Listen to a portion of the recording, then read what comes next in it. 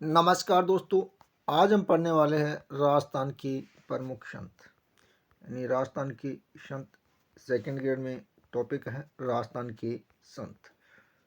तो पिछले वीडियो में हमने 2025 तक सेकंड ग्रेड एग्ज़ाम में पूछे गए क्वेश्चनों को पढ़ा था और आज हम इस टॉपिक को डिटेल में पढ़ने वाले हैं।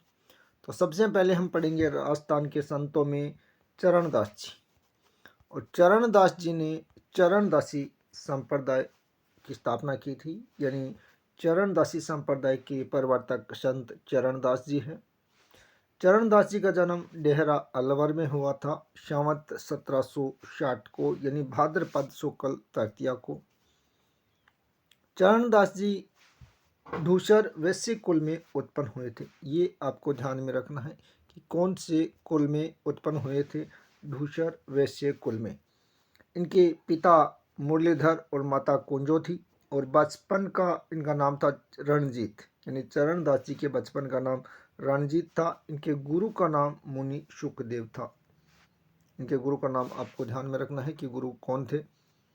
और चरणदास जी के द्वारा जो ग्रंथ और रचनाएं लिखी गई थी, धर्म जहाज और नासकेत लीला, ये महत्वपूर्ण है। ये आपको ध्यान में रखना है कि धर्म जहाज और नासकेत लीला चरणदास जी की है।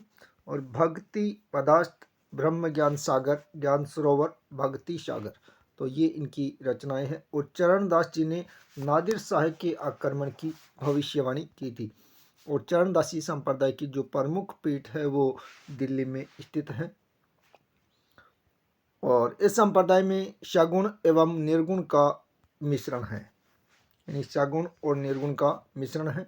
और चरणदासी संप्रदाय के अनुयायी सदैव पीत वस्त्र यानी पीले वस्त्र पहनते हैं। चरणदास जी का देहांत दिल्ली में हुआ था संवत 1839 में, यानी 1782 ईस्वी में। और इनकी जो समाधि है वो दिल्ली में स्थित है। और यहाँ पर बसंत पंचमी को मेला लगता है। तो चरणदास जी का जो मेला है वो दिल्ली में बसंत पंचमी को लगता है। और देहांत भी दिल्ली में हुआ था और समाधि भी चरणदास जी की दिल्ली में स्थित है। इस पंथ के अनुयायी राधा कृष्ण की उपासना करते हैं, यानी चरणदासी संप्रदाय के जो अनुयायी हैं वो राधा कृष्ण की उपासना करते हैं। और चरणदासी जो पंथ है यानी संप्रदाय है वो निम्बारक संप्रदाय के अधिक निकट है, क्योंकि निम्बारक संप्रदाय में भी राधा कृष्ण की भक्ति की जाती है, यानी उपासना की जाती है। और चरणदासी संप्रदाय के जो मंदिर है वो 2 मंदिर अलवर में है। ये इम्पोर्टेंट फैक्ट है, इसे ध्यान में रखना है। पहला मंदिर है बड़े रिया पाड़ी वाला और दूसरा टोली के कुएं वाला, यानी पहला मंदिर है बड़े रिया पाड़ी वाला और टोली के कुएं वाला दूसरा मंदिर है। तो इस प्रकार ये अलवर में 2 मंदिर है। और अन्य मंदिर है वो भी हम देख लेते हैं। डेहरा, साहेबपुर, बहादुरपुर, माचल, पृथ्वीपुरा, रालियावास, ये सभी मंदिर अलवर जिले में स्थित हैं। तो ये 2 महत्वपूर्ण मंदिर है, इनको ध्यान में रखना है और इन मंदिरों को भी ध्यान में रखना है। चरणदास जी की जो छत्री है वो डेहरा अलवर में है। यहाँ पर भाद्रपद शुक्ल तृतीया को मेला लगता है। और जयपुर के जो सवाई प्रताप सिंह जी थे उनके द्वारा कोलेवाड़ा नामक गांव चरणदास जी को भेंट में दिया गया था।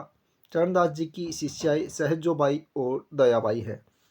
तो दोस्तों इस प्रकार हमने चरणदासी संप्रदाय को देखा है। अब अगला हम देखेंगे रामचरण जी को, यानी राम स्नेही संप्रदाय के बारे में पढ़ेंगे। यानी संत रामचरण जी ने राम स्नेही संप्रदाय की स्थापना की थी, यानी राम स्नेही संप्रदाय के प्रवर्तक संत रामचरण जी हैं।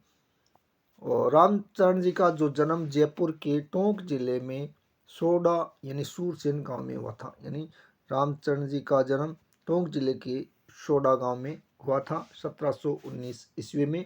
इनके बचपन का नाम तो रामकृष्ण था, लेकिन इनका मूल नाम रामकिशन था।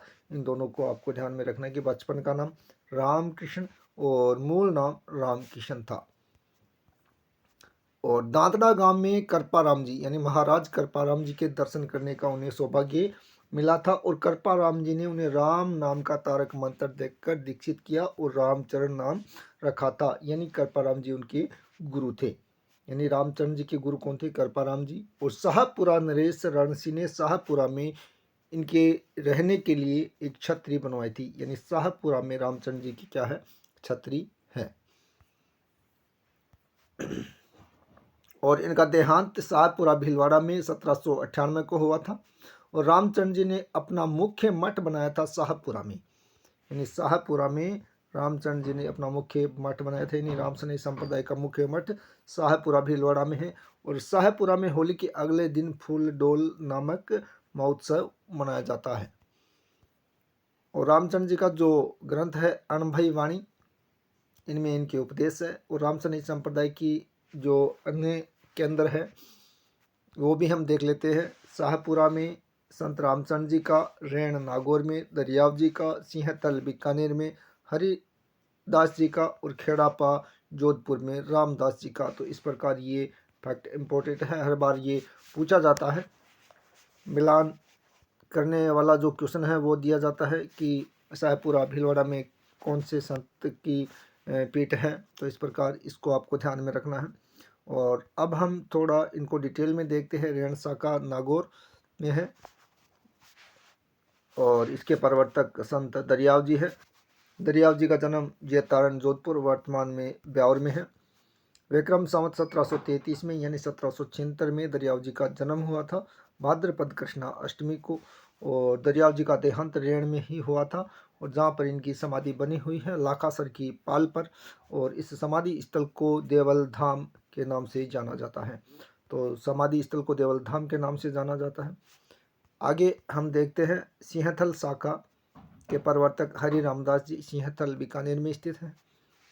और हरि रामदास जी का जन्म सिंहथल बीकानेर में ही हुआ था। इनके पिता का नाम भागचंद जोशी और माता रामी और पत्नी का नाम चांपा था। और पुत्र बिहारी दास इनके गुरु जयमल दास थे। यानी हरि रामदास जी के गुरु जयमल दास थे। और हरि रामदास जी रामचरण जी के समकालीन थे। यानी हरि रामदास जी रामचरण जी के समकालीन थे। आगे हम देखते खेड़ापा। यानी खेड़ापा शाखा है वो जोधपुर में स्थित है और इसके प्रवर्तक संत रामदास जी है। रामदास जी का जन्म बिक्रमकोट जोधपुर में हुआ था 1726 ईस्वी में। और मेघवाल जाति में इनका जन्म हुआ था। इनके पिताजी शादुल जी और माता अणभी थी और हरि रामदास जी के उपदेशों से प्रभावित हुए थे। यानी जो संत रामदास जी है वो हरि रामदास जी के उपदेशों से प्रभावित हुए थे और इनके परशिष्य थे सेवक राम। आगे हम देखते हैं कि वल्लभ संप्रदाय। तो हमने ये पढ़ लिया। अब आगे वल्लभ संप्रदाय। वल्लभ संप्रदाय के प्रवर्तक है वल्लभाचार्य। और औरंगजेब के समय में 1669 ईस्वी में एक आदेश के द्वारा हिंदू मंदिरों को तोड़े जाने के डर से गोस्वामी दामोदर दास और गोविंद दास के द्वारा श्रीनाथ जी की प्रतिमा गिरिराज से राजस्थान लाई गई थी।